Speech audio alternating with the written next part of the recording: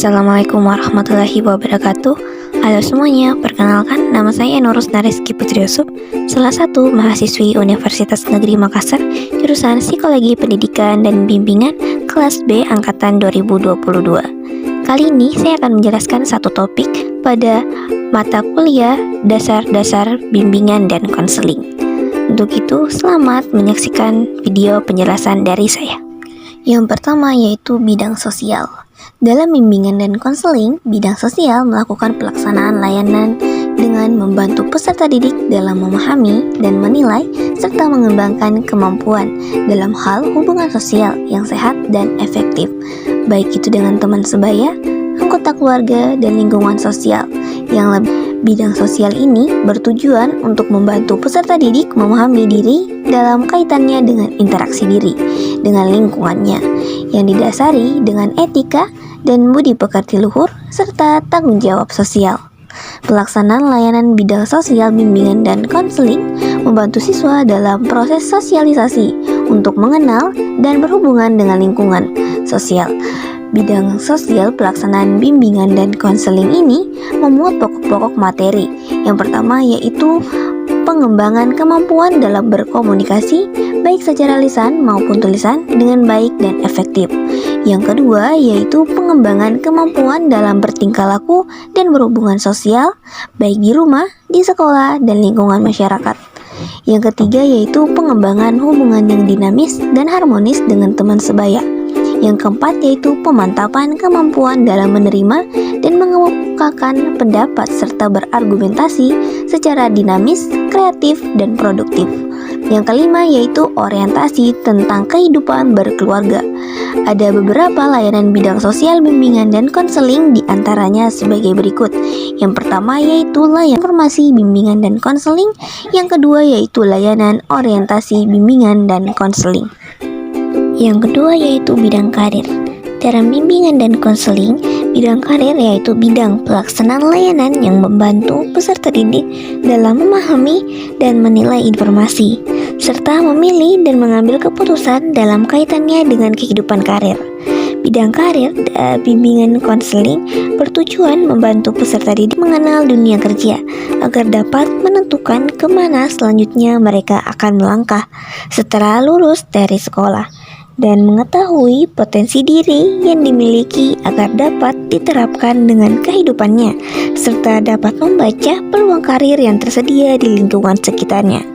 Adapun bentuk-bentuk layanan bidang karir bimbingan dan konseling diantaranya yang pertama yaitu layanan informasi kemampuan diri sendiri yang dimana mencakup kemampuan intelektual, bakat khusus di bidang akademik, dan lain sebagainya.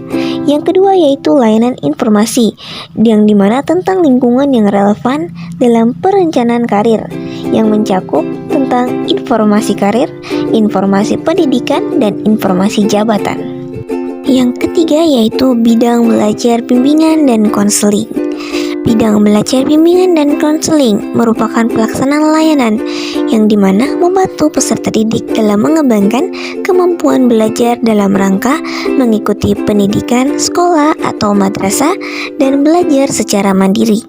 Bidang belajar bimbingan dan konseling bertujuan untuk membantu peserta didik dalam mengenal, menumbuhkan, dan mengembangkan diri, serta sikap kebiasaan belajar yang baik untuk menguasai pengetahuan dan keterampilan sesuai dengan program belajar di sekolah. Ada beberapa bentuk layanan bidang belajar bimbingan dan konseling. Di antaranya yang pertama yaitu orientasi kepada siswa, khususnya pada siswa baru untuk mengenal tujuan sekolah, isi kurikulum pembelajaran, struktur organisasi sekolah, cara-cara belajar yang tepat, dan penyesuaian diri dengan corak pendidikan di sekolah atau madrasah. Yang kedua yaitu bantuan dalam mengatasi kesulitan belajar. Yang ketiga yaitu bantuan dalam memilih jurusan atau program studi yang sesuai dan lain sebagainya. Yang keempat yaitu bidang pribadi bimbingan dan konseling. Bidang pribadi bimbingan dan konseling merupakan pelaksanaan layanan yang membantu peserta didik dalam memahami, menilai, dan mengembangkan potensi dan kemampuan bakat, dan minat, serta kondisi yang sesuai dengan kepribadian dan kebutuhan dirinya. Bidang pribadi, bimbingan, dan konseling bertujuan untuk membantu peserta didik dalam mengenal diri sendiri agar dapat menjadi pribadi yang baik dan dapat mengambil keputusan tentang dirinya sendiri. Adapun pokok-pokok materi dalam bidang pribadi, pelaksanaan bimbingan dan konseling diantaranya yang pertama yaitu penanaman sikap dan kebiasaan beriman dan bertakwa terhadap Tuhan Yang Maha Esa kepada peserta didik. Yang kedua yaitu pengenalan dan pemahaman tentang kekuatan diri sendiri. Yang ketiga, pengenalan dan pemahaman tentang bakat dan minat pribadi.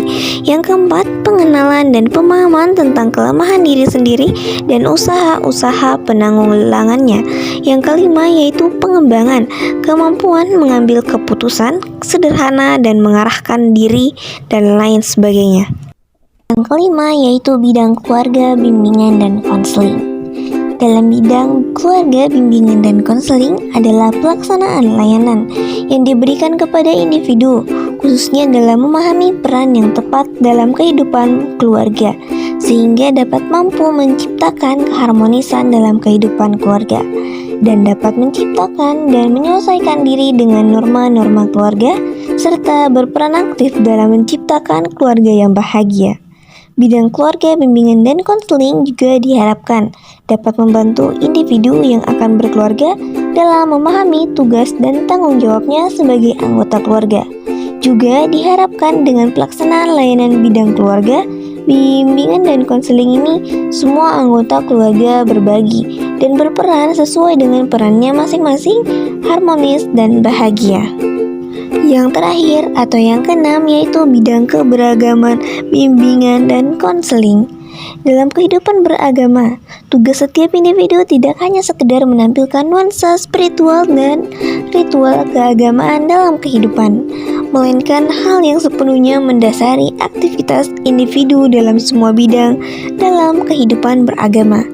Dalam hal ini, sering dipertanyakan, bagaimana posisi kehidupan beragama dalam pelayanan bimbingan dan konseling untuk anak-anak pada tahap perkembangan usia dini dan pendidikan dasar serta menengah. Untuk itu, perlu kita ketahui bahwa tanggung jawab atas arah dan aktivitas keagamaan anak pada taraf perkembangan itu berada pada tangan atau bahkan menjadi hak orang tua mereka. Setelah anak menjadi dewasa, kehidupan beragama menjadi hak dan tanggung jawab individu yang telah menjadi dewasa tersebut. Baik, pada keenam bidang layanan bimbingan dan konseling yang saya sebutkan sebelumnya, itu akan menjadi dasar dari aktivitas kehidupan pelaksanaan layanan bimbingan dan konseling yang digerakkan oleh konselor atau guru bimbingan dan konseling. Pelaksanaan pada bidang layanan bimbingan dan konseling yang satu dengan yang lainnya dapat saling terkait. Namun keterkaitan seperti itu tidak selalu perlu menjadi penekanan dalam prosesnya.